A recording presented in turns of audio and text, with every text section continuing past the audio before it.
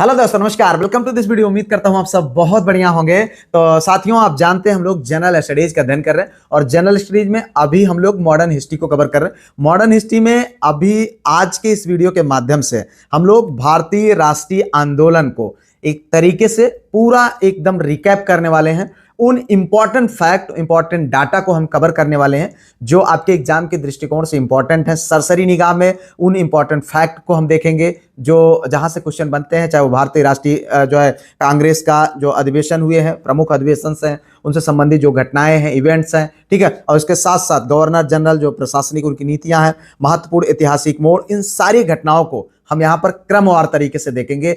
अगर अभी तक आपने कोई भी मॉडर्न हिस्ट्री की क्लास नहीं देखी है, इस वीडियो को अगर आप देखते हैं और इनको पूरा तैयार करेंगे तो निश्चित तौर पर किसी भी एग्जाम की अगर आप तैयारी कर रहे हैं तो कम से कम आप अगर मॉडर्न हिस्ट्री संबंधित क्वेश्चन पूछा जाएगा तो आपको यहां से 50% क्वेश्चन जरूर देखने को मिलेंगे। तो ये बहुत बहुत बहुत ज्यादा इंपॉर्टेंट है और ये मॉडर्न हिस्ट्री की अंतिम क्लास है। तो यहां पर हम उन सारी चीजों को कवर करने वाले। आइए वीडियो को शुरू करते हैं। साथियों, आप जानते हैं कि ये जो क्लासेस हैं ये आपको रेगुलरली हमारे इसी वीडियो जो है चैनल पर शाम को 7 बजे प्राप्त होती है। आप चाहते हैं इसका पूरा पीडीएफ के फॉर्म में प्राप्त हो जाए तो आप हमें 95 65 27 24 42 नंबर पर व्हाट्सएप पर कांटेक्ट कर लीजिए। एक छोटी सी फीस पे करके ग्रुप में जुड़ जाएं जहां पर पूरा टेस्ट और प्रैक्टिस जितना भी मैं पढ़ाता हूं, सप्ताह भर में 3 टेस्ट लेता हूं और जो है आपके करंट अफेयर की रेगुलर क्विज होती है। मतलब आपको कंप्लीट मटेरियल आपके जीआईसी लेक्चरर, जीडीसी और भी जो भी आप अन्य एग्जाम्स की तैयारी कर रहे हैं उसके पॉइंट ऑफ व्यू से एकदम बिल्कुल सटीक तैयारी आपकी हम यहाँ पर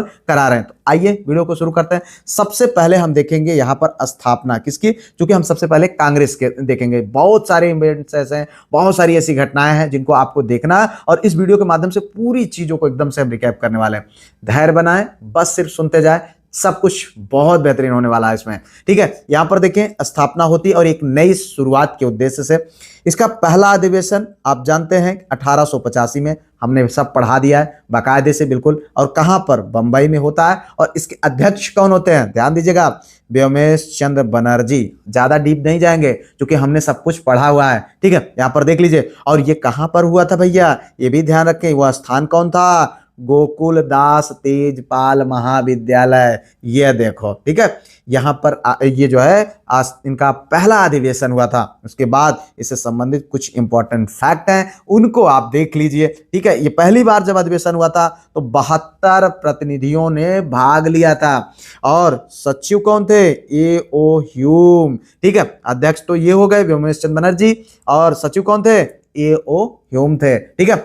अब अगर हम बात करें इस समय जो वायसराय था वो कौन था, लॉर्ड डफरिंग यानी डफर, ठीक है। अभी इसने एक कथन कहा, उसको भी हम देख लेंगे, पर इतना जानिए। अब देखो क्वेश्चन बनते हैं यहां से कि जब भारत जो है ये कांग्रेस का स्थापना हुआ था उस समय भारत का वायसराय कौन था, तो ये देखो भैया कौन, ये डफर यानी डफरिन, ठीक है। अब अगर हम बात करें तो एक इंपॉर्टेंट चीज है, प्रमुख नेता सुरेंद्रनाथ बनर्जी उपस्थित नहीं थे। क्वेश्चन बन जाता है कि कौन ऐसे प्रमुख नेता थे कि जो पहला अधिवेशन हुआ था उसमें वो उपस्थित नहीं थे। उस समय की ये सुरेंद्रनाथ बनर्जी जी प्रमुख नेता थे। अगर हम बात करें तो अब धीरे धीरे कांग्रेस का विस्तार होता है, ठीक है। 1886 में ये दूसरा अधिवेशन है कलकत्ता का। इसके अध्यक्ष दादा भाई नौरोजी, ठीक है, जिन्होंने एक सिद्धांत दिया कि भारत का पैसा बाहर जा रहा है, हम कभी अमीर नहीं हो पाएंगे। तो यहां पर देखिए, और इस समय नेशनल कॉन्फ्रेंस और भारतीय राष्ट्रीय कांग्रेस का विलय हो जाता है, क्योंकि उस समय तक कुछ अलग अलग गतिविधियां, अलग अलग संगठन बने हुए थे, उनका सबका विलय हो जाता है और सब लोग ये मजबूत कहते हैं कि भैया सिर्फ कांग्रेस को मजबूत करो और हम अंग्रेजों से मुक्ति यही दिला सकता है। 1887 में एक और अधिवेशन होता है मद्रास का। सिर्फ ध्यान से समझते जाइए, कुछ मत करिए, ठीक है। वीडियो को लाइक शेयर सब्सक्राइब हाइप करके आराम से सुनते जाइए, बिल्कुल बिंदास होने। और ये देखो इसके जो अध्यक्ष थे वो थे बदरुद्दीन तैयब जी। कौन, बदरुद्दीन तैयब जी। और इसका क्या था, जो कि पहले मुस्लिम अध्यक्ष यानी प्रथम मुस्लिम अध्यक्ष। आपसे कभी क्वेश्चन बनता है कि भारत के जो ये भारतीय राष्ट्रीय कांग्रेस का जो संगठन था उसके प्रथम मुस्लिम अध्यक्ष कौन थे, तो ये कौन थे, बदरुद्दीन तैयब। इतना आपको यहाँ पर जानना चाहिए। आप देखो एक और अधिवेशन होता है इलाहाबाद का, ठीक है। इसके अध्यक्ष कौन है, जॉर्ज यूले 1888 में। ये डेट याद रखना, क्योंकि ये प्रथम अंग्रेज अध्यक्ष थे इसके कांग्रेस के। कौन? George Yule. इतना आपको यहाँ पर जानना है, ठीक है। ये देखें ये सब, ठीक है। जॉर्ज यूले जो है, नौरोजी साहब, और इसके बाद ये तैयब जी, तो ये सब थे यहाँ पर। उसके बाद अगर हम बात करें तो सांस्कृतिक और सामाजिक चेतना यहाँ से शुरू होती है। 1890 में जो है एक अधिवेशन होता है कलकत्ता का, जो कि अध्यक्ष उसके हैं फिरोज शाह मेहता साहब। लेकिन यहाँ से देखिए महिलाओं की जो है सहभागिता धीरे धीरे आगे की ओर बढ़ती है। कलकत्ता विश्वविद्यालय की पहली महिला स्नातक, क्या नाम है इनका? कादम्बिनी गांगुली। ये नाम याद रखना भाई, पहली महिला स्नातक कलकत्ता विश्वविद्यालय की कादम्बिनी गांगुली ने कांग्रेस अधिवेशन को संबोधित किया, ठीक है। इतना आपको जानना, ये है भैया अधिवेशन। और एक चीज और ध्यान रखा, 1896 ईस्वी में, 90 के बाद जो इंपॉर्टेंट है बस उसी को कवर कर रहे भाई, एक तरफ से नहीं, ठीक है। यहां पर देखिए कलकत्ता में एक अधिवेशन होता और इसके अध्यक्ष कौन है? रहमतुल्लाह सयानी जी। और पहली बार वंदे मातरम यहीं गाया गया था। तो ये क्वेश्चन बनता है कि पहली बार कौन से अधिवेशन में जो है वंदे मातरम गाया गया? तो ये कौन था? कलकत्ता अधिवेशन, ठीक है। कौन था? कलकत्ता अधिवेशन 1896 में। तो ये आपको यहां पर जानना है। आगे बढ़ते हैं, देखो यहां पर उसके बाद जो इंपॉर्टेंट जो अधिवेशन हुए उनमें 1905 में कौन? बनारस अधिवेशन, ठीक है। अब इसके अध्यक्ष कौन थे? गोपाल कृष्ण गोखले। और यहां पर क्या महत्वपूर्ण था? बंग भंग से मतलब आता है बंगाल का विभाजन, ठीक है। बंगाल का जो विभाजन था उसकी आलोचना की गई 1905 ईस्वी में। आप जानते हैं कि 1905 ईस्वी में बंगाल का विभाजन हो गया था और कांग्रेस जब अधिवेशन होता है तो उसकी आलोचना की जाती है। और यहीं से शुरुआत होती है कि हम भैया स्वदेशी अपनाएंगे और इनको भगाएंगे। यहाँ पर देखो ये उनके कपड़े जला करके होली जलाया गया और यहाँ से स्वदेश प्रेम की जो है शुरुआत हो जाती है। उसके बाद अगला अधिवेशन होता है 1606 ईस्वी में कलकत्ता में। कहां पर? कलकत्ता में। ये घटनाएं, डेट आपको बहुत आराम से याद करना है, ठीक है। अब इसके अध्यक्ष कौन है? दादा भाई नौरोजी साहब। और यहां पर कांग्रेस का मूल लक्ष्य क्या हो गया? स्वराज, ठीक है। स्वराज प्राप्ति की यहाँ घोषणा होती है, क्योंकि हमने पहले ही बताया कि नौरोजी साहब का मुख्य उद्देश्य था अगर पैसा बाहर जाता रहेगा तो हम कभी अमीर नहीं हो पाएंगे, ठीक है। अब देखो एक महत्वपूर्ण घटना होती है सूरत विभाजन। कांग्रेस का सूरत विभाजन होता है, जिसके नाम से जाना जाता है सूरत नहीं बांटा जाता है। अब समझिएगा, हमने बताया है आप लोगों को। 1907 ईस्वी में अधिवेशन होता है और यहाँ पर इसके अध्यक्ष रास बिहारी घोष होते हैं, ठीक है। और इस दौरान एक घटना घटती है। क्या घटना है उसको आपको जानना है, ठीक है। यहां पर घटना की बात होती है, कांग्रेस का विभाजन हो जाता है गरम दल और नरम दल में। यहां पर देखो ये कुर्सी में दरार आ गई।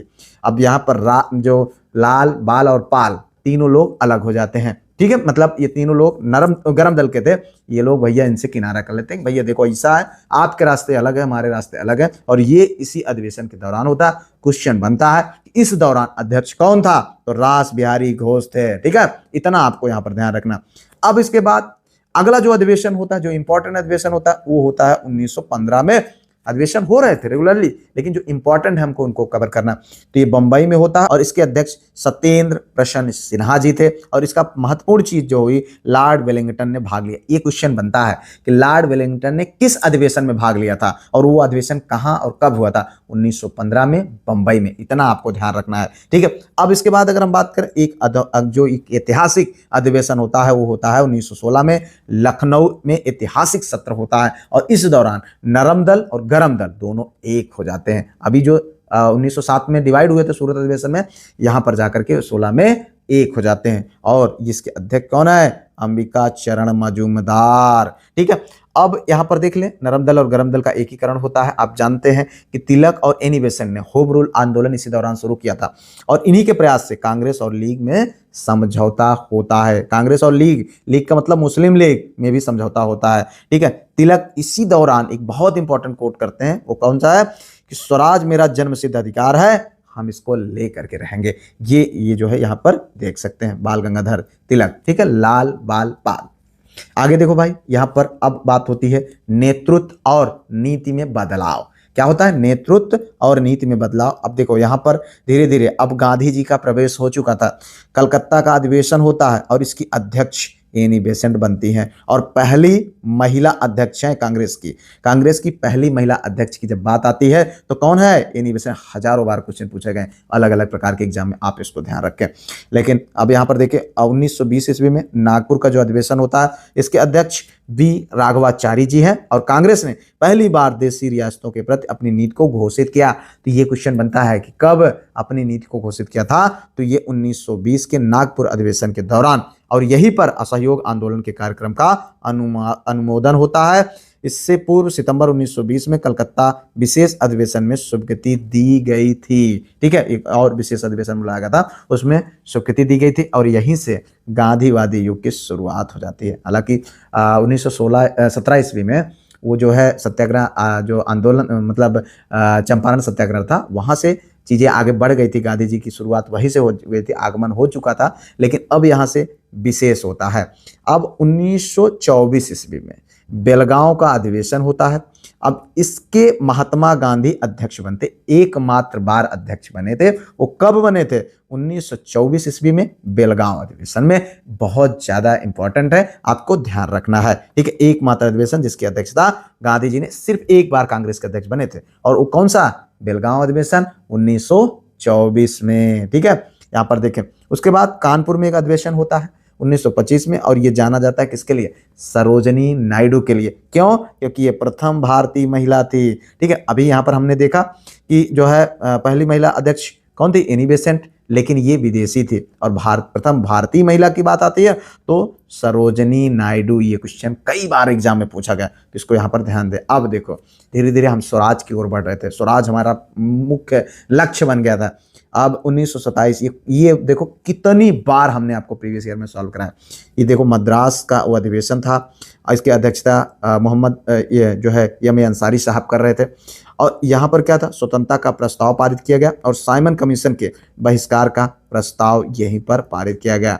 ठीक है, साइमन वापस जाओ, साइमन गो बैक का नारा यहीं पर पारित किया गया। अब उसके बाद लाहौर अधिवेशन 1929 होता है। जवाहरलाल नेहरू इसकी अध्यक्षता करते हैं और यहीं से पूर्ण स्वराज की मांग शुरू हो जाती है। ठीक है, मतलब यहाँ से जो स्वराज शब्द चल रहा था उससे काम नहीं होने वाला, अब हमको चाहिए पूर्ण स्वराज। अंग्रेजों तुम जाओ यहाँ से, हम अपना शासन स्वयं कर लेंगे। यहाँ से एक मांग उभरती है, अधिकार और समझौते की बात आती है। 1931 ईस्वी में आप जानते हैं कराची अधिवेशन होता है और इसकी अध्यक्षता कौन करता है? वल्लभ भाई पटेल साहब। ये हैं वल्लभ भाई पटेल साहब अध्यक्षता करते हैं। और इसका महत्वपूर्ण चीज क्या है? मौलिक अधिकार का प्रस्ताव रखा गया अंग्रेजों के सामने और गांधी इरविन समझौते का यहाँ पर अनुमोदन किया गया। क्या अनुमोदन किया गया? गांधी और इरविन का जो समझौता हुआ था उसका यहाँ पर 1931 में उसको अनुमोदन किया गया। फिर उसके बाद यहाँ पर देखो जो इंपॉर्टेंट अधिवेशन हुआ 1936 ईस्वी में, और ये कब था? अप्रैल 1936 में लखनऊ में हुआ। कहाँ? लखनऊ में। अध्यक्षता किसने किया? जवाहरलाल नेहरू साहब ने। और इसी में नेहरू ने समाजवाद को भारत की समस्याओं को हल करने की कुंजी बताया था। ये क्वेश्चन बनता है बहुत बार कि कौन से अधिवेशन में नेहरू साहब ने समाजवाद को जो है समस्याओं को हल करने यानी भारत की समस्याओं को हल करने का कुंजी बताया था। तो ये लखनऊ था 1936 में। क्वेश्चन आपके लिए बहुत इंपॉर्टेंट। और 1936 के दिसंबर में फैजपुर में अधिवेशन होता और ये अधिवेशन इंपॉर्टेंट है क्योंकि इसकी अध्यक्षता जवाहरलाल नेहरू ने की थी। और प्रथम अधिवेशन जो कि कहाँ हुआ था? गांव में। अब तक शहर हो रहे थे, लेकिन अब धीरे धीरे इसको गांव में भी अधिवेशन कराया गया, पहला अधिवेशन। अब अगर यहाँ पर देखिए तो अंतिम चरण और स्वतंत्रता की ओर हम धीरे धीरे बढ़ते हैं। हमारा अधिवेशन 1938 में यानी कांग्रेस का अधिवेशन 1938 में होता है हरिहरा, जिसमें सुभाष चंद्र बोस इसके क्या होते हैं? अध्यक्ष होते हैं। यहाँ पर राष्ट्रीय नियोजन समिति बनती है। ठीक है, दोबारा 1939 ईस्वी में त्रिपुरी में सुभाष चंद्र बोस को जो है अध्यक्ष के रूप में चुना जाता है, क्योंकि आप जानते हैं यहाँ पर विवाद हो रहा था गांधी जी और सुभाष चंद्र बोस का। तो बीच में सुभाष चंद्र बोस ने इस्तीफा दे दिया, एक स्वीकृति लेनी थी, अनुमोदन लेना था। गांधी जी ने अपनी सलाह देने से मना कर दिया। तो मतलब अब यहाँ पर इन्होंने जो है इस अपने इस्तीफे दे देते हैं अध्यक्षता से कांग्रेस की। और इन्होंने यहीं पर कांग्रेस जब अध्यक्षता देते हैं तो राजेंद्र प्रसाद को क्या बना दिया जाता है? अध्यक्ष बना दिया जाता है। तो इतना आपको यहाँ पर जानना है। अब इसके बाद अगर हम बात करें तो अगला जो इंपॉर्टेंट अधिवेशन होता है वो 1946 में होता है। कब? मेरठ में। जेबी कृपलानी इसका अध्यक्षता करते हैं और आजादी के समय जेबी कृपलानी ही कांग्रेस के अध्यक्ष रहे। ये आपके लिए बेसिक इंपॉर्टेंट है, क्वेश्चन बनेगा कि भाई जो जब हमारा देश आज़ाद हो रहा था उस दौरान भारत का जो मतलब कांग्रेस का जो अध्यक्ष कौन था, तो जेबी कृपलानी थे। क्वेश्चन आपको मिल गया आंसर। अब देखिए इसमें कुछ इंपॉर्टेंट घटनाएं, जैसे कि अभी भी इसमें हम एकदम उस क्रीम को छांटना चाहते हैं, बिल्कुल आपके लिए उस सारी चीज़ों को आसान करना चाहते हैं। आप बस इतना करते जाइए जितना मैं करा रहा हूँ भाई, आपको कोई चिंता करने की जरूरत नहीं, टेंशन मत लीजिए। देखो यहाँ पर अब कुछ घटनाएं हुई, ठीक है। यहाँ पर देखिए पहला अध्यक्ष व्योमेश चंद्र बनर्जी 1885 में, हमने देखा, हम सब जानते हैं। प्रथम मुस्लिम अध्यक्ष बदरुद्दीन तैयब 1887 में, ठीक है। और उसके बाद प्रथम अंग्रेजी अध्यक्ष जॉर्ज यूले 1888 में, हम लोगों ने देखा। अब प्रथम महिला अध्यक्ष एनी बेसेंट हम लोगों ने देखा 1917 में, ठीक है। उसके बाद प्रथम भारतीय महिला अध्यक्ष ये सरोजिनी नायडू 1925 में हमने देखा, ठीक है। गांव में प्रथम अधिवेशन फैजपुर और 1936 में अध्यक्षता किसने कहा था, पंडित जवाहरलाल नेहरू साहब ने, ठीक है। आजादी के समय कौन अध्यक्ष थे, जेबी कृपलानी 1946 में। तो इतना आपको यहाँ पर जानना है। अब हम देखेंगे ब्रिटिश भारत के निर्माता, और यहाँ पर देखें गवर्नर जनरल और वायसराय, नीतियां उनकी, विस्तार सुधार जो भी उन्होंने किया, और ऐतिहासिक विश्लेषण जो कि 1757 से लेकर के 1863 की जो इंपॉर्टेंट घटनाएं हैं उनको हम यहाँ पर देखने वाले हैं, ठीक है। ऐतिहासिक यात्रा ईस्ट इंडिया कंपनी से ब्रिटिश ताज तक, ठीक है। आइए करते हैं हम उस यात्रा का। 1757 का समय है, ठीक है। 1757 से 1785 के बीच जब उहापोह चल रही थी, एकदम स्थितियां, सत्ता पलट हो रहा था, सत्ता की नींव रखी जा रही थी अंग्रेजी सत्ता के। रॉबर्ट क्लाइव और वारेन हेस्टिंग इस समय के प्रशासक थे। अगर हम बात करें रॉबर्ट क्लाइव का, तो 1757 ईस्वी से 60 तक और 1765 से 67 तक ये भारत में रहा, ठीक है। दोबारा कब आया था ये क्वेश्चन बना है भाई, 1765 में दोबारा आया था और 67 तक रहा था। बंगाल में द्वैध शासन यानी डुअल गवर्नमेंट लागू हो जाती है। यहाँ पर स्थापना करता है कौन, रॉबर्ट क्लाइव, और मुगल सम्राट शाह आलम के साथ इलाहाबाद की संधि करता है, ठीक है। और इसे स्वर्ग से उत्पन्न सेना नायक के रूप में हिवेन बॉर्न जनरल कहा जाता है, यानी कहा गया है, ठीक है।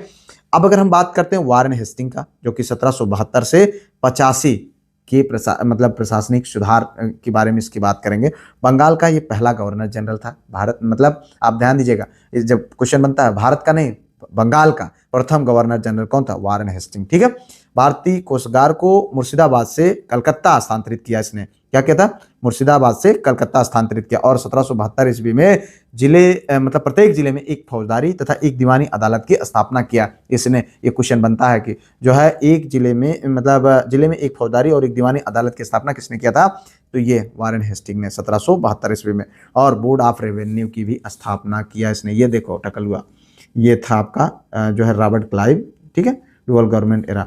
अब यहाँ पर देखिए हम 1772 से 85 के दौरान जो है संघर्ष और विवाद, अगर हम बात करें कुछ प्रमुख घटनाओं का, ठीक, वारेन हेस्टिंग योद्धा भी था एक।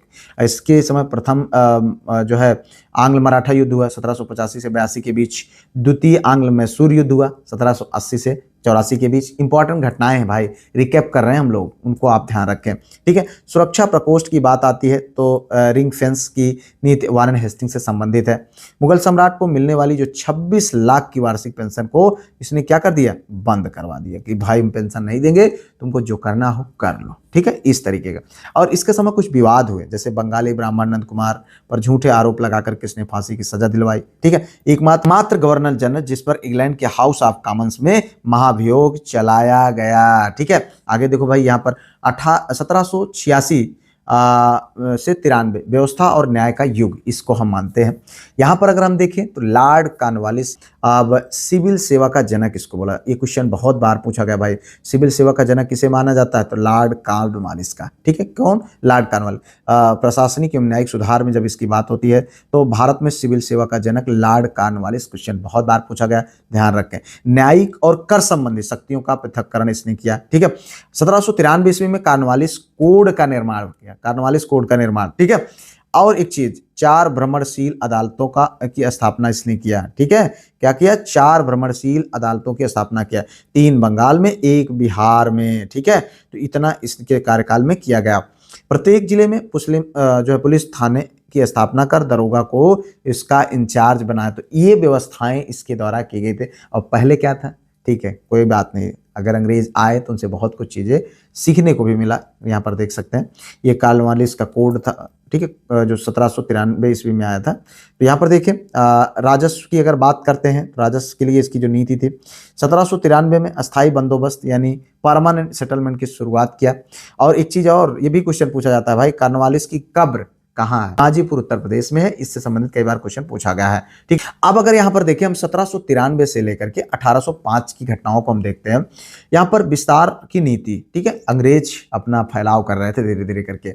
सर जॉन शोर और लॉर्ड वेलेजली को साम्राज्य निर्माता कहा गया। ठीक है, सर जॉन शोर जो कि 1793 से 98 के बीच जो है यहाँ पर जो है वायसराय रहा बंगाल का, अहस्तक्षेप की नीति का उसने अनुसरण किया। और लॉर्ड वेलेजली, ठीक है, कौन? लॉर्ड वेलेजली 1798 से 1805 ईस्वी तक, और सहायक संधि इसी के समय में हुई, और सहायक संधि प्रणाली का इसको जनक माना जाता है। ठीक है, यहाँ पर देखें सहायक संधि प्रणाली का जनक किसे माना जाता है? लॉर्ड वेलेजली को। ये क्वेश्चन बनता है। तो इन जो वायसराय थे, इनके समय में जो इंपॉर्टेंट घटनाएं हुई थी उनको हम लोग यहाँ पर देख रहे हैं। तो इन सारी चीज़ों को आसानी से समझते जाएं। और इन वीडियोज के लिए निश्चित तौर पर बहुत मेहनत करना पड़ता है यार, तो लाइक शेयर सब्सक्राइब बनता है। ठीक है, आप वीडियो को जरूर अपने जो है स्टेटस पर लगाएं।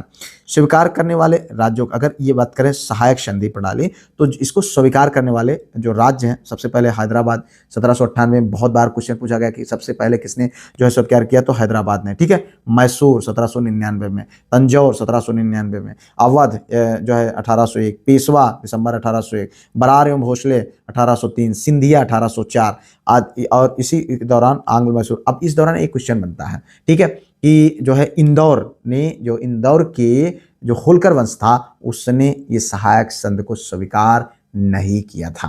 क्वेश्चन बनता है, बहुत बार बना है। ठीक है, तो ये आपको यहाँ पर ध्यान रखना है। अब हम बात करते हैं 1805 ईस्वी से 1823 की घटनाओं के बारे में। ब्रिटिश सत्ता का यहाँ पर शुद्धिकरण होता है। ठीक है, मार्लो मिंटो प्रथम और वार्ने हेस्टिंग के दौरान अगर हम बात करें, जॉर्ज वार्लो 1805 से 1807 ईस्वी तक जो है ये गद्दी पर बैठा। ठीक है, और उसके बाद यहाँ पर 1806 ईस्वी में बेल्लौर में इसी के समय सिपाही विद्रोह हुआ था। तो इतना आपको जानना चाहिए। लॉर्ड मिंटो की जब बात आती है, लॉर्ड मिंटो फर्स्ट, जो कि 1807 से 1813 के मध्य जो है ये जो है रहा यहाँ पर वायसराय। और उसके बाद अगर हम बात करते हैं तो रणजीत सिंह के साथ अमृतसर की इसने संधि किया। 1813 का चार्टर एक्ट इसी के समय आया था। तो ये क्वेश्चन बनता है कि 1813 का जो चार्टर एक्ट था, उसमें उस दौरान भारत का गवर्नर जनरल कौन था? तो कौन था भाई? ये था। ठीक है, लॉर्ड मिंटो। अब लॉर्ड हेस्टिंग की जब हम बात करते हैं तो 1813 से लेकर के 1823 तक ये रहा। अब आंग्ल नेपाल युद्ध इसी के समय हुआ। 1816 में संगोली की संधि द्वारा युद्ध का अंत किया गया। मराठा शक्ति को अंतिम रूप जो है इसने प्राप्त किया, और पिंडारियों का इसी ने दमन किया था। तो इतना यहाँ पर जानना चाहिए आपको। अब देखिए, हम देखते हैं 1823 ईस्वी से 1835 के मध्य, 1823 से 35 मध्य के जो है जो सामाजिक कुछ सुधार हुए। अब धीरे धीरे, चूंकि इसी समय जो है अगर आप देखें तो हमारे जो राजा राम मोहन राय साहब हैं और उनके समकालीन जो भी समाज सुधारक थे, वो अलग अलग तरीके से प्रोटेस्ट करते हैं। अब यहाँ पर देखें, लॉर्ड एमहर्स्ट और लॉर्ड विलियम बेंटिंग ये प्रमुख रहे समाजी सुधारों में, और इस दौरान यही लोग जो है यहाँ पर जो है गवर्नर जनरल थे। लॉर्ड एमहर्स्ट की अगर हम बात करें तो 1823 से लेकर के 1828 ईस्वी तक इसने रहा। प्रथम आंग्ल वर्मा युद्ध इसी के समय जो है यान्डवो की संधि भी होती है। 1824 में बैरकपुर का विद्रोह हो जाता है। लॉर्ड विलियम बेंटिंग की जब हम बात करते हैं, लॉर्ड विलियम बेंटिंग की, तो ये सामाजिक सुधार के लिए बहुत प्रसिद्ध है। 1833 में चार्टर एक्ट के तहत भारत का पहला गवर्नर जनरल इसी को बनाया गया। किसके तहत? चार्टर एक्ट की तरह भारत का पहला गवर्नर जनरल बनाया गया। और 1829 में सत्ता प्रथा पर रोक लगाया गया। किसके द्वारा? विलियम बेंटिंग के द्वारा 1829 ईस्वी में। ठीक है, 1830 ईस्वी में जो है कर्नल स्लीमन की सहायता से ठगी प्रथा, ये क्वेश्चन बन जाता है भाई, बहुत बार बना है, ठगी प्रथा की समाप्ति की जाती है। ठीक है, देखिए यहाँ पर 1835 से 44 के मध्य जो समय था, इस दौरान शिक्षा, प्रेस और भू राजनीति से संबंधित बहुत इवेंट होते हैं, घटनाएं घटती हैं। ठीक है, तो अगर हम बात करें तो इस दौरान कुछ समय तक मेटकाप था, बेंटिंग था, मेटकाप था, और ऑकलैंड और एलनबरो इस समय जो है वायसराय थे। तो यहाँ पर देखिए, लॉर्ड विलियम बेंटिंग की बात अगर हम करते हैं तो 1835 में कलकत्ता में जो है मेडिकल कॉलेज की इसने स्थापना की थी। क्वेश्चन पूछा जाएगा, 1835 में कलकत्ता में मेडिकल कॉलेज की स्थापना किसके मतलब जो है शासनकाल में हुआ था? तो ये कौन था? बेंटिंग। ठीक है, बेंटिंग। ठीक है, इतना आपको ध्यान रखना है। अब एक चीज और ध्यान है, शिशु बालिका की हत्या पर प्रतिबंध इसने लगवा दिया था कि भैया ऐसा है कि बिटिया गोद मतलब बिटिया पैदा होती थी तो लोग फेंक देते थे। आज भी हालांकि इस तरीके की घटनाएं आप लोगों को देखने को मिलती, लेकिन बहुत बहुत बहुत न्यून हो गए। पहले होता था, लोग बच्चियां नहीं पैदा करना चाहते थे, उनकी हत्या कर दी जाती थी। शिक्षा के संबंध में यहाँ पर आंग्ल प्राच्य जो है विवाद होता है, ठीक है, चूंकि अंग्रेज अपने स्तर से यहाँ पर शुरू कर रहे थे और प्राचीन जो शिक्षा व्यवस्था थी हमारी, वो उसके जो समर्थक थे वो यहाँ पर विरोध हो रहा था। अगर हम बात करें चार्ल्स मेटकाफ, जो कि 1835-36 में भारत की प्रेस का मुक्तिदाता के रूप में इसको जाना जाता है। ये क्वेश्चन बहुत इंपॉर्टेंट है। मेटकाफ को प्रेस के नाम से बहुत ज़्यादा जाना जाता है। लॉर्ड ऑकलैंड, ये 1836 से 42 के मध्य रहा। प्रथम आंग्ल अफगान युद्ध 1839 से 42 के मध्य लड़ा गया, ठीक है। लॉर्ड एलनबरो की हम बात करते हैं तो 1842 से 44 के मध्य ये जो है यहाँ पर होता है, रहता है, शासन करता है। और सिंध का ब्रिटिश साम्राज्य में विलय कर दिया जाता है और दास प्रथा का उन्मूलन इसी के शासन काल में होता है। तो इतनी घटनाएं हो रही हैं और जो चीज़ें यहाँ पर इंपॉर्टेंट है हम सिर्फ उसको कवर कर रहे हैं। आप सिर्फ सुनते जाएं, पढ़ते जाएं। पीडीएफ अभी दे दिया जाएगा, आप आराम से उनको ध्यान दीजिएगा। पीडीएफ ग्रुप ज्वाइन कर लीजिए, दिमाग मत लगाइए, ठीक है। टेस्ट दिया जा रहा है, प्रैक्टिस हो रहे हैं, आप बस रेगुलर बेसिस पर पीडीएफ जा रहे हैं, आप उनसे पढ़ते जाइए। आप देखेंगे कि आपका सारा चीज़ें बहुत आसान होती चली जाएंगे। आपके लिए सिलेक्शन बहुत ज़्यादा इंपॉर्टेंट है, सिलेक्शन पर फोकस करिए, दिमाग मत लगाइए, ठीक है। 1844 से 56 के मध्य जो घटनाएं होती हैं जिसमें आक्रामक तरीके से विस्तारवाद यानी फैलाववाद करते हैं, जिसमें लॉर्ड हार्डिंग, लॉर्ड डलहौजी का विलय की नीति, डलहौजी आप लोग जानते हैं, हड़प नीति इसकी जो है होती है यहाँ पर। लॉर्ड डलहौजी इस जो हार्डिंग, लॉर्ड हार्डिंग की बात करते हैं तो नरबल हत्या का इसने अंत किया था। ये भी आपको जानना चाहिए, नरबल हत्या का अंत इसने किया था, ठीक है। प्रथम आंग्ल सिख युद्ध जो कि 1845 से 46 के मध्य लड़ा गया था, इसी के समय में लड़ा गया था, ठीक है। अगर हम बात करते हैं लॉर्ड डलहौजी, डलहौजी की जब बात आती है तो ये साम्राज्य विस्तार, हड़प नीति, हड़का करके अपने क्षेत्रों को अपने बढ़ा रहा था, ठीक है। द्वितीय आंग्ल सिख युद्ध पंजाब के समय मतलब इसी के समय होता है और पंजाब का इसी के दौरान विलय कर लिया जाता है, ठीक है। अगर हम बात करते हैं यहाँ पर द्वितीय आंग्ल वर्मा युद्ध जो कि 1850 ईस्वी में होता और यहीं से सिक्किम का विलय कर लिया जाता है, ठीक है। अगर हम बात करते हैं ये जो है व्यपगत का सिद्धांत, ठीक है, व्यपगत के सिद्धांत का, तो आप यहाँ पर ये विलय का जो इसका क्रम था उसमें सतारा 1848, जैतपुर एवं संभलपुर 1849 और बेघाट ये जो था 1850 और उदयपुर 1842, झांसी 1853, नागपुर 1854 में इसका विलय कर लिया जाता है। अब देखो एक बहुत इंपॉर्टेंट घटना हमारे इतिहास में बचपन से ही आप क्वेश्चन पूछा जाना शुरू हो जाता है। 1848 से 56 के बीच हम यहाँ से देखते हैं तो आधुनिक बुनियादी ढांचा की यहीं से शुरुआत हो जाती है, ठीक है, शुरुआत होती है। अब इसमें अगर हम बात करें तो लॉर्ड डलहौजी आधुनिकीकरण का इसको जनक माना जाता है। क्या माना जाता है? आधुनिकीकरण का जनक। और इसी के समय परिवहन एवं संचार भारत में पहली बार रेल चलाई गई। कब? 16 अप्रैल 1853 में। ये डेट बंबई से थाने के मध्य। ये बहुत ज़्यादा इंपॉर्टेंट है, इसलिए इसको जानते रहें, हालांकि आप सब जानते ही हैं। कलकत्ता एवं आगरा के बीच तार सेवा की शुरुआत। अब देखो तार सेवा की शुरुआत कब हुई थी? 1853 ईस्वी में कलकत्ता एवं आगरा के मध्य। देखो भाई एक बात ध्यान रखना, आपको अगर सिलेक्शन लेना है तो उन सारी चीज़ों को आपको जानना पड़ेगा जहाँ से क्वेश्चन बनते हैं, तो घबराएं नहीं, बस आप देखते जाएं। 1854 में पोस्ट ऑफिस एक्ट और डाक टिकट का यहाँ पर प्रचलन होता है, ठीक है। अगर हम बात करें प्रशासन एवं शिक्षा की तो सार्वजनिक जो है निर्माण विभाग यानी PWD तथा लोक सेवा विभाग की स्थापना इसी के काल में हुई। किसके? डलहौजी के काल में, ठीक है। शिक्षा से संबंधित वुड डिस्पैच, ठीक है, को लागू इसने किया और भारतीय नागरिक सेवा में नियुक्ति हेतु पहली बार प्रतियोगिता परीक्षा की शुरुआत किया। कब? 1855 ईस्वी में, ठीक है। आगे बढ़े भाई, यहाँ पर देखो 1856 महाविद्रोह और संक्रमण काल। 1856 आप जानते हैं 1857 की क्रांति की शुरुआत यहीं से होती है। लॉर्ड कैनिंग अंतिम गवर्नर जनरल था और इसके बाद प्रथम वायसराय के रूप में हम इसको जानते हैं। अंतिम गवर्नर जनरल और प्रथम वायसराय, ठीक है। तो चूंकि इसी के समय में चीजें बदल गई, आप देखिए यहाँ पर 1857 का विद्रोह होता है।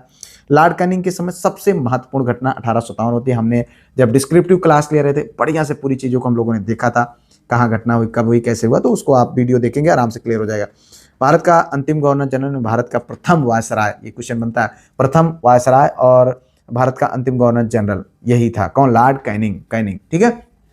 देखिए यहाँ पर इसके दौरान सामाजिक सुधार भी हुए। 1856 में जो है विडो रीमैरिज एक्ट आता है। उससे पहले क्या होता था, विधवा होती थी तो उसको पति के साथ में जला दिया जाता था, लेकिन इसने जो है उस समय विरोध हो रहे थे, उन विरोध के माध्यम से इनको मतलब ईश्वर चंद्र विद्यासागर जी उस समय विरोध किया और यहाँ पर ये चीज़ें फलीभूत हुई और यहाँ पर जो है विधवा पुनर्विवाह एक्ट जो है बनाया गया। अब ये एक्ट कब आया था? 1856 ईस्वी में। इतना आपको यहाँ पर ध्यान देना चाहिए। अब अगर हम बात करें 1856 से 63 के बीच कानूनी और प्रशासनिक सुधार की, तो लॉर्ड कैनिंग के समय में कुछ हुआ और कुछ एल्गिन प्रथम के। तो लॉर्ड कैनिंग में हुआ था जो इंडियन हाई कोर्ट एक्ट के तहत बंबई, कलकत्ता और मद्रास में उच्च न्यायालय की स्थापना। ध्यान दीजिएगा, इंडियन हाई कोर्ट एक्ट के तहत क्या होता है? बंबई, कलकत्ता और मद्रास में उच्च न्यायालय की स्थापना होती है, ठीक है। और 1861 ईस्वी में इंडियन काउंसिल एक्ट पारित किया गया तथा पोर्टफोलियो प्रणाली भी लागू की गई थी, ठीक है भैया। इतना आप जानो। यहाँ पर लॉर्ड एल्गिन की जब हम बात करते हैं तो 1852 से 63 के बीच में, और बहावी आंदोलन का इसी समय हुआ था और इसी ने दमन किया था, ठीक है। तो इतना आपको यहाँ पर जानना। अगर हम बात करें कुछ महत्वपूर्ण उपाधियां और प्रथम के बारे में, तो यहाँ पर देखें हम उन कुछ इंपॉर्टेंट घटनाओं के बारे में देखेंगे जो आपके लिए इंपॉर्टेंट है। एकदम बिल्कुल आप क्रीम से क्रीम निकाल करके आप लोगों के लिए दिया जा रहा है। रॉबर्ट क्लाइव, जिसको स्वर्ग से उत्पन्न सेना नायक के रूप में जाना जाता है, ठीक है। और वारन हेस्टिंग, जिसको बंगाल का पहला गवर्नर जनरल कहा जाता है, ठीक है। लॉर्ड कॉर्नवालिस, यह सिविल सेवा का जनक बोला जाता है। लॉर्ड वेलेस्ली, सहायक संधि का जनक इसको बोला जाता है, ठीक है। लॉर्ड विलियम बेंटिंग, भारत का प्रथम गवर्नर जनरल, और सती प्रथा का अंत इसी ने किया था। किसके साथ में? आप जानते हैं, अभी आपको चर्चा किया गया। चार्ल्स मेटका, भारतीय प्रेस का मुक्तिदाता, और लॉर्ड डलहौजी, रेलवे, डाक और तार का जनक, ठीक है। व्यक्तिगत सिद्धांत इसी के द्वारा आया। लॉर्ड कैनिंग, भारत का प्रथम वायसराय, जो कि 1857 ईस्वी में भारत का प्रथम वायसराय, ठीक है। और गवर्नर जनरल भी अंतिम यही था। यहाँ पर देखें, एक युग का अंत, कंपनी से ताज तक। यहाँ पर देखें थोड़ा सा, 1857 से 1885 तक का काल ईस्ट इंडिया कंपनी के विस्तार और शुद्धिकरण का काल लगभग 100 सालों तक में होता है। और 1858 के बाद सत्ता सीधे ब्रिटिश ताज के हाथों में चली जाती है। क्योंकि आप जानते हैं 1857 की क्रांति के बाद जब कैनिंग ने यहाँ पर उसको जो है भारत का बना दिया जाता है, क्या बना दिया जाता है? वायसराय। और उसके बाद सत्ता को जो है ब्रिटेन के महाराजा के हाथ में, जो वहाँ के उस समय के तत्कालीन महाराजा थे, उनके हाथ में सौंप दी जाती है। भारत के वायसराय और उनके प्रमुख कार्यों की जब हम बात करते हैं तो यहाँ पर 1864 से 1936 के मध्य प्रशासनिक विकास और ऐतिहासिक जो घटनाएं होती हैं उनको अब हम देखेंगे, ठीक है। अगर हम बात करते हैं एकीकरण और बुनियादी ढांचा की, तो 1864 से 72 के मध्य जो है सर जॉन लॉरेंस, ठीक है, अफगानिस्तान के संबंध में हस्तक्षेप नीति उसने अपनाई थी। भारत एवं यूरोप के बीच समुद्री टेलीग्राफ सेवा की शुरुआत किया था। हेनरी कैम्पबेल के नेतृत्व में अकाल आयोग का गठन हुआ था। किसका? अकाल आयोग का गठन हुआ था हेनरी कैम्पबेल के जो है नेतृत्व में, इसी के शासनकाल में, ठीक है। अगर हम बात करते हैं लॉर्ड मेयो, जो कि 1869 से 1872 के मध्य, और इसके समय में 1872 में अजमेर में मेयो कॉलेज तथा कृषि विभाग की स्थापना की गई। भारत में जनगणना की शुरुआत 1872 में की गई। किसके द्वारा भारत में जनगणना की शुरुआत की जब बात आती है तो 1872। ये क्वेश्चन आपके लिए इंपॉर्टेंट भाई, इसको ध्यान रखना, ठीक है। मेयो की हत्या अंडमान निकोबार में कर दी गई थी। आगे देखो भाई, शाही दरबार और कड़े कानून 1872 से 1880 की घटना को हम देखेंगे। लॉर्ड नॉर्थब्रुक, जो कि 1872 से 76 तक रहा, और इसी के समय में पंजाब में कूका आंदोलन हुआ। क्या हुआ? पंजाब में कूका आंदोलन, ठीक है। अगर हम बात करें लॉर्ड लिटन की, तो 1876 से 60 के मध्य जो है रिचर्ड स्टेची की अध्यक्षता में अकाल आयोग की स्थापना की जाती है, ठीक है। 1 जनवरी 1877 को प्रथम दिल्ली दरबार महारानी विक्टोरिया को कैसर हिंद की उपाधि, ठीक है। यहाँ पर देखें, यहाँ पर 1 जनवरी 1877 को प्रथम दिल्ली दरबार होता है और महारानी विक्टोरिया को यहीं पर कैसर ए हिंद की उपाधि दी जाती है। 1878 में वर्नाकुलर प्रेस एक्ट तथा भारतीय शस्त्र अधिनियम पारित किया गया और सिविल सेवा में प्रवेश की आयु 21 से घटा करके 19 वर्ष कर दिया गया। ये क्वेश्चन बनता है, कब किया गया था और किसके द्वारा किया गया था, तो आपको जानना चाहिए। अब अगर हम बात करते हैं सुधारों का दौर, लॉर्ड रिपन 1880 से 1884 के मध्य, इस दौरान सिविल सेवा में प्रवेश संबंधी आयु को 19 से बढ़ा करके 21 वर्ष कर दिया गया। फिर से वापस बढ़ा करके क्या कर दिया गया, जो है 19 19 से बढ़ाकर फिर 21 कर दिया। स्थानीय स्वशासन की यहीं से शुरुआत होती है, ठीक है। वर्नाकुलर प्रेस एक्ट को क्या कर दिया जाता है, समाप्त कर दिया जाता है, ठीक है। सामाजिक कानून की जब बात आती है तो नियमित जनगणना की शुरुआत 1881 से नियमित जनगणना की शुरुआत हो जाती है और 1881 में प्रथम कारखाना अधिनियम पारित किया जाता है। क्या पारित किया जाता है, 1881 में प्रथम कारखाना अधिनियम। और एल्बर्ट विधेयक 1883 ईस्वी में। इस विधेयक के विरोध में अंग्रेजों द्वारा श्वेत विद्रोह किया गया, ठीक है। आगे देखो भाई, अगला क्वेश्चन, कांग्रेस का उदय और सीमा निर्धारण 1884 से 1898 के मध्य। लॉर्ड डफरिंग 1884-85, इसी दौरान आप जानते हैं भारतीय राष्ट्रीय कांग्रेस की स्थापना होती है 1885 में। बर्मा का अंतिम रूप से विलय कर लिया जाता है और Bengal tenancy act, Awadh rent act तथा पंजाब टेनेसी एक्ट भी पारित किया जाता है इसी समय। अगर हम बात करें लॉर्ड लैंसडाउन डाउन का, जो कि 1888 से 1894 के मध्य ये जो है वायसराय रहता है, तो भारत एवं अफगानिस्तान के बीच डूरंड रेखा का निर्धारण होता है। लॉर्ड एल्गिन द्वितीय 1894 से 1898 के मध्य रहता है। भारत में भयानक अकाल जो है जिसमें लाखों लोग मारे गए, ठीक है। तो यहाँ पर इतना आपको जानना चाहिए। अब देखें अगर हम प्रशासनिक दक्षता और बंगाल का विभाजन जान लीजिए। लॉर्ड कर्जन के समय में ही बंगाल का विभाजन होता है। प्रमुख आयोग, जैसे यहाँ पर बात करें सिंचाई आयोग 1901, पुलिस आयोग 1902, अकाल आयोग का गठन किया गया और 1902 में विश्वविद्यालय आयोग का गठन किया और 1904 में भारतीय विश्वविद्यालय अधिनियम भी यहीं से पारित किया जाता है, ठीक है। अब अगर हम बात करें कुछ और कार्यों के, तो सैन्य अधिकारियों के प्रशिक्षण के लिए क्वेटा में कॉलेज की स्थापना की गई और 1904 ईस्वी में भारतीय पुरातत्व विभाग की स्थापना किया गया और बंगाल का विभाजन यही होता है 1905 में, 2 भागों में विभाजित कर दिया गया था, ठीक है। तो यहाँ पर आगे देखें भैया, तुष्टीकरण और राजधानी परिवर्तन, ठीक है। 1905 से 1916 के मध्य जो घटनाएं होती हैं उसको अब आगे यहाँ पर देखेंगे। लॉर्ड मिंटो द्वितीय, जो कि 1905 से 1910 तक वायसराय रहता है, मुस्लिम लीग की इसी के समय में स्थापना होती है और 1907 ईस्वी में कांग्रेस का सूरत में विभाजन जो होता है, लॉर्ड मिंटो उस समय जो है वायसराय था। तो इतना आपको यहाँ पर जानना चाहिए। और मिंटो मार्लो सुधार अधिनियम भी इसी समय लाया गया था, इसी के काल में, इसी के द्वारा, ठीक है। लॉर्ड हार्डिंग द्वितीय, जो कि 1910 से 1916 के मध्य वायसराय रहा और 21 दिसंबर 1911 को जो है यहाँ पर दिल्ली दरबार जो है ऑर्गेनाइज किया जाता है और बंगाल के विभाजन को इसके द्वारा रद्द कर दिया जाता है। भारत की राजधानी कलकत्ता से दिल्ली बना दी जाती है। तो ये आपको ध्यान रखना है, किसके द्वारा, लॉर्ड हार्डिंग के द्वारा। किसके द्वारा, लॉर्ड हार्डिंग के द्वारा क्या होता है, दिल्ली से जो है दिल्ली राजधानी बना दी जाती है कलकत्ता से हटा करके, और इसने जो है दिल्ली दरबार ऑर्गेनाइज किया और बंगाल विभाजन यहाँ से शुरू मतलब इसी के समय में रद्द किया जाता है इसी के द्वारा, ठीक है। इतना आपको यहाँ पर जानना चाहिए। तो यहाँ पर देखें बात होती है जलियांवाला बाग हत्याकांड जो नरसंहार हुआ था और असहयोग आंदोलन की यही से शुरुआत होती है और इस दौरान जो है वायसराय था उसकी बात करेंगे तो चार्ल्स जेम्स फोर्ड था, जो कि इसी के समय में कांग्रेस का लखनऊ अधिवेशन होता है। मुस्लिम लीग के साथ लीग के साथ में जो है समझौता हो जाता है कांग्रेस का। तो 1917 में सैडनर आयोग की नियुक्ति होती है। 1919 में रॉलेट एक्ट जो है भारत आया, उस दौरान वायसराय कौन था, जो है लॉर्ड चेम्सफोर्ड था। और जलियांवाला बाग हत्याकांड बहुत इंपॉर्टेंट है, कौन था इस समय वायसराय, लॉर्ड चेम्सफोर्ड, ये पूछा जाता भाई, ठीक है। तो इसलिए आप इसको ध्यान रखें। अब अगर हम बात करें खिलाफत व असहयोग आंदोलन की शुरुआत यही से होती है।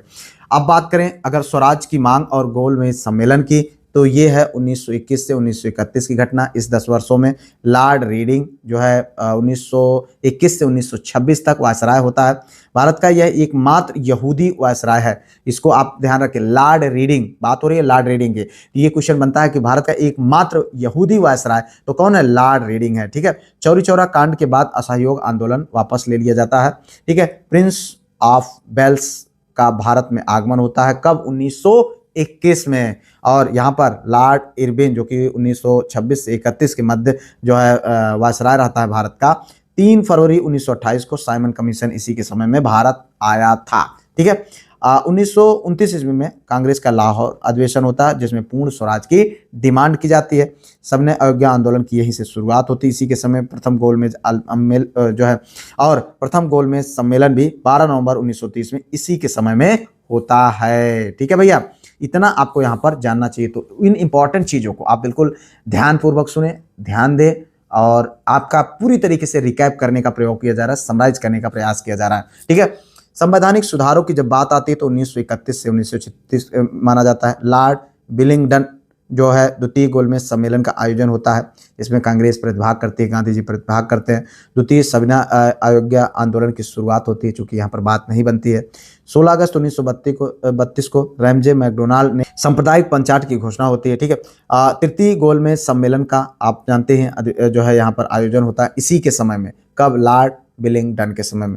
भारत सरकार अधिनियम 1935 भी इसी के समय में पारित होता है। ठीक है, इस तरीके से अगर हम देखें तो आधुनिक भारत की नींव जो है यही समय में रखा जाता है। 1864 से 36 तक इन वायसरायों के काल ने भारत के प्रशासनिक ढांचे को आकार दिया। रेलवे, जनगणना और विभिन्न अधिनियमों ने न केवल ब्रिटिश शासन को मजबूत किया, बल्कि अनजाने में एक एकीकृत राष्ट्र के निर्माण का मार्ग भी प्रशस्त करता है। मतलब ये स्वयं से लोगों के अंदर जागरूकता होने लगी, लोग जानने लगे, और धीरे धीरे क्या होता है कि आज़ादी जो है के लिए संघर्ष होना शुरू हो जाता है। अब आगे देखेंगे कुछ घटनाएं, जैसे अगर हम बात करें 1936 से 44 के मध्य वायसराय के तौर पर सबसे लंबा कार्यकाल किसका था? लॉर्ड लिनलिथिगो, ये नाम है लॉर्ड लिनलिथिगो, जो कि अगर बात करें तो 1936 से 44 के मध्य जो है सबसे लंबे समय तक ये वायसराय रहा। ठीक है, 1937 में चुनाव कराए गए और 1 सितंबर 1939 को द्वितीय विश्व युद्ध की शुरुआत होती है। मुस्लिम लीग ने लाहौर अधिवेशन में पाकिस्तान की मांग की थी इसी के समय में। तो ये कुछ घटनाएं इंपॉर्टेंट है, इनको आपको जानना है। 8 अगस्त 1940 को अगस्त प्रस्ताव लाया गया। क्रिप्स मिशन का भारत आगमन हुआ तथा भारत छोड़ो आंदोलन की शुरुआत इसी के समय में होती है और सबसे लंबा कार्यकाल होता है। शिमला समझौता और कैबिनेट मिशन, जो कि 1944 से 47 तक हमारा देश आज़ादी तक।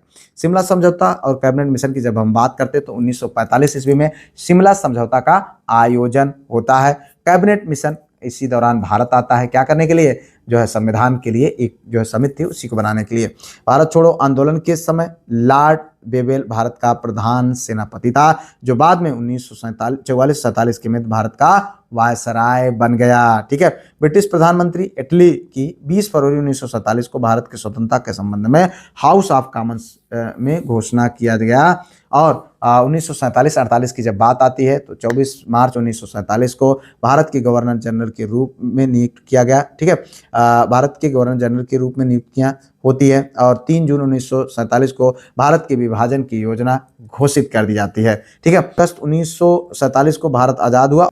अब यहाँ पर हम बात करते हैं कुछ प्रमुख व्यक्तित्व और उनकी उपाधियों की। ठीक है, यहाँ पर देखें सुभाष चंद्र बोस, हम उन इंपॉर्टेंट चीज़ों को देख रहे हैं जो आपके लिए एकदम बिल्कुल इंपॉर्टेंट है। ठीक है, देश नायक की उपाधि दी गई थी किसके द्वारा? रविन्द्रनाथ टैगोर साहब के द्वारा। और एक उपाधि दी गई थी क्या? नेताजी की। ठीक है, गांधी जी की अगर बात करें तो महात्मा की उपाधि दी गई थी किसके द्वारा? रविन्द्रनाथ टैगोर साहब। टैगोर साहब सबको उपाधि देते थे। ठीक है, और राष्ट्रपिता की उपाधि दी गई थी किसके द्वारा? सुभाष चंद्र बोस के द्वारा। ठीक है, वन मैन बाउंड्री फोर्स इसके द्वारा तो ये उपाधि दी गई थी इसके द्वारा? माउंटबेटन के द्वारा। माउंटबेटन के द्वारा। उसका कहना था कि 50,000 आदमियों से भी भारी हैं। कौन? गांधी जी। ठीक है, दादा भाई नौरोजी ने जो है उनको जो है grand old man of India का जो है उपाधि दी गई, भारत के पितामह के रूप में जाना जाता है। बाल गंगाधर तिलक को भारतीय अशांति का जनक, देखो यहाँ पर चूंकि ये भाई गरम दल के नेता थे तो इनको भारतीय अशांति का जनक माना जाता है। वेलेंटाइन सिराल द्वारा ये बात कही गई थी। किसके द्वारा? वेलेंटाइन सिराल के द्वारा। अंग्रेज था, हालांकि उससे क्या फर्क पड़ता है। Sarojini Naidu Nightingale of India किसके द्वारा कहा गया? महात्मा गांधी के द्वारा। ठीक है, तो इस तरीके से नेता और उनके कुछ राजनीतिक गुरु हैं जिनको आपको जानना चाहिए। लाला लाजपत राय के जो है गुरु मेजनी है, जो कि इटली से। अभी हम लोगों ने एक जो प्रीवियस ईयर क्वेश्चन सॉल्व करते वक्त देखा था। महात्मा गांधी के गुरु गोपाल कृष्ण गोखले थे। ठीक है, और सुभाष चंद्र बोस के चित्तरंजन दास, बाल गंगाधर तिलक के दादा भाई नौरोजी। तो ये इतना इंपॉर्टेंट है भाई। ठीक है, इसको आपको जानना चाहिए और ये क्वेश्चन बन जाते हैं, बहुत बार बने हुए हैं। अगर हम यहाँ पर बात करें तो कांग्रेस की जो आलोचना करते हुए कुछ लोगों ने कहा था, जैसे डफरिन ने, जो कि डफर था कह सकते हैं, उसी के शासनकाल में कांग्रेस की स्थापना होती है। तो कांग्रेस भारतीयों की एक सूक्ष्म भाग का प्रतिनिधित्व करती, ये शब्द उसने बोला था। ठीक है, करजन ने क्या बोला था? कांग्रेस सनय सनय लड़खड़ा रही और मेरी इच्छा है कि मैं उसकी शांतमय मृत्यु में सहायक बनूं। ये शब्द किसने कहा था? करजनवा ने कहा था। किसने? करजन ने। और गोखले ने करजन के प्रशासन की तुलना औरंगजेब से की थी, ये भी ध्यान रखना है। गोखले ने करजन के प्रशासन की तुलना औरंगजेब से की थी। और ये ओ ह्यूम, इन्हें जो है हर्मिट ऑफ शिमला कहा जाता है और ये 1885 से 1907 तक कांग्रेस के महासचिव रहे। ठीक है, अध्यक्ष बदलते थे लेकिन ये महासचिव रहे। अगर हम यहाँ पर बात करें दादा भाई नौरोजी साहब का, तो इनको भारत के पितामह के रूप में जाना जाता है। Grand old man of India, 1877 ईस्वी में इंग्लैंड में भारतीय सुधार नीति की स्थापना की। ब्रिटिश हाउस ऑफ कॉमन्स का चुनाव लड़ने वाले सबसे पहले भारतीय रहे। ठीक है, लिबरल पार्टी के उम्मीदवार के रूप में 1932 में चुनाव इन्होंने जीता था। किसने? दादा भाई नौरोजी ने। ठीक है, भारत में राष्ट्रीय आय का आकलन सर्वप्रथम इन्होंने ही किया था। इन्होंने ही कहा था कि भैया हमारे देश का जो है पैसा बाहर जाएगा तो हम जो है फिर कभी अमीर नहीं बन सकते। 3 बार जो है कांग्रेस अधिवेशन की अध्यक्षता इन्होंने किया। भाई जाहिर सी बात है, पैसा अगर आपके पास नहीं रुकेगा तो आप कहाँ से अमीर हो पाएंगे। तो इस तरीके से हम लोगों ने यहाँ पर बहुत इंपॉर्टेंट चीज़ों को देखा। और वो अगर उसकी बात करें तो ये इस तरीके से भाई 1881 में प्रथम फैक्ट्री अधिनियम, 1839 ईस्वी में द्वितीय विश्व युद्ध की शुरुआत, 1842 में क्रिप्स मिशन, भारत छोड़ो आंदोलन, 1947 में भारत की स्वतंत्रता और 1991 में भू आंदोलन होता है। और यहीं से हम मॉडर्न हिस्ट्री को एंडिंग करते हैं। ठीक है, कल के डेट में कोशिश रहेगा कि एक और आपको मॉडर्न हिस्ट्री का प्रीवियस ईयर क्वेश्चन के माध्यम से प्रैक्टिस करा दिया जाए और उसके बाद ये आप पूरी तरीके से तैयार कर लें। आपका यहाँ से बहुत ज़्यादा मात्रा में क्वेश्चन आप लोगों को देखने को मिलेगा, चाहे आप किसी भी प्रकार के गवर्नमेंट सर्विस के एग्जाम की तैयारी कर रहे हैं। तो उम्मीद करते हैं ये वीडियो आपके लिए बहुत हेल्पफुल साबित हुआ होगा। अगर कोई सुझाव हो तो कमेंट करिएगा। वीडियो को लाइक शेयर सब्सक्राइब हाइप जरूर करिएगा, चूँकि बहुत ज़्यादा मेहनत करनी पड़ती है। और पीडीएफ ग्रुप जरूर ज्वाइन करें। ठीक है, आप प्राप्त कर लीजिएगा अपनी पीडीएफ 95 65 27 24 42 नंबर पर व्हाट्सएप पर कांटेक्ट कर लें। ठीक है, मिलते हैं किसी और वीडियो में किसी और टॉपिक पर। तब तक के लिए जय Hind, Vande Mataram, best of luck.